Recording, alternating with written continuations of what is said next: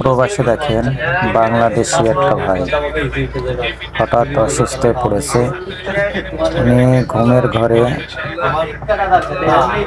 Stroke করেছেন হয়তোবা।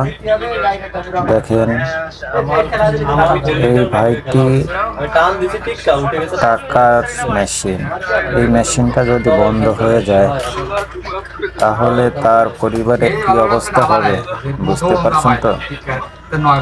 দেখেন যে ভাইটাকে নিয়ে সবাই কি করতেছে। আসলে প্রবাসে যারা থাকে তাদের আপনজন বলতে কেউ থাকে না এখানে।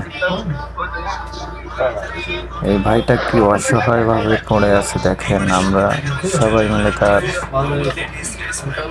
সেবা যত্ন করার চেষ্টা করতেছি। এই যে আপনি ভাই দেখেন দোয়া দুরুদ পড়তেছে। ওনার যে অবস্থা হয়তো বা উনি না ফেরার দেশে চলে যাবে। আসলে বিদেশের বাড়িতে এভাবেই একটা মানুষ পড়ে মরে থাকলেও কেউ দেখার থাকে না। এই জিনিসটা যদি রাস্তাঘাটে হতো তাহলে কারোর ধরার সাধ্য ছিল না। রুমের ভিতরে তাই সবাই মিলে ওনাকে দেখাশোনা করছে। দেখেন কি অবস্থা। সবাই ওনার জন্য দোয়া করবেন। আসলে প্রবাস জীবনটা এরকমই। মা বাপ, ভাই বোন, আত্মীয় স্বজন কারো পাশে নাই এখন।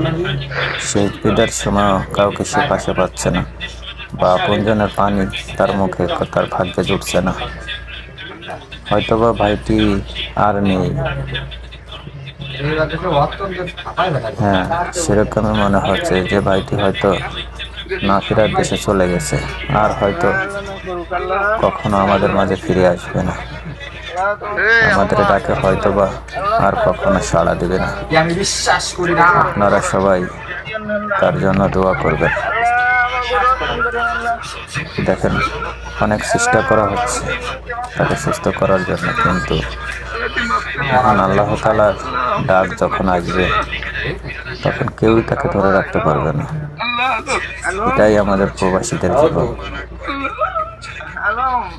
আসলে প্রবাস অতটা সহজ না। প্রবাসে আসলে শুধু টাকা কামানো যায়, টাকার মেশিন মনে করে সবাই, কিন্তু আসলে না। সবাই ভাইটার জন্য দোয়া করবেন। দেখেন ভাইটা না ফেরার দেশে চলে যাচ্ছে, অবশেষে চলে গেছে। ওনার কোনো হুঁশ জ্ঞান কোনো কিছুই নেই, কোনো নড়াচড়া সাড়া শব্দ কিছুই নেই।